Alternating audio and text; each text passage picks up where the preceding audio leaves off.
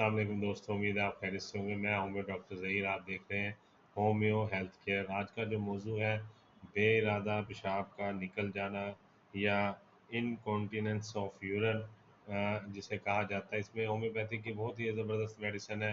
बहुत सारी वजूहत है जिसके बिना पर पेशाब पे कंट्रोल नहीं रहता और पेशाब का अभी सोच रहे होते हैं कि बाथरूम जाए और रास्ते में पेशाब का अखराज हो जाता है, पेशाब निकल जाता है। तो जिसमें इरादतन मरीज़ ऐसा नहीं करता, गैर इरादी तौर पर उसका पेशाब निकल जाता है या सोते में पेशाब निकल जाता है। उसमें होम्योपैथिक की मेडिसिन है। सबसे पहली मेडिसिन है कालीफास, ये देख लें 200 पोटेंसी में लेनी है। दूसरी मेडिसिन है जलसीमियम, ये भी 200 पोटेंसी में लेनी है। तीसरी मेडिसिन है कॉस्टिकम, ये भी 200 पोटेंसी में लेनी है।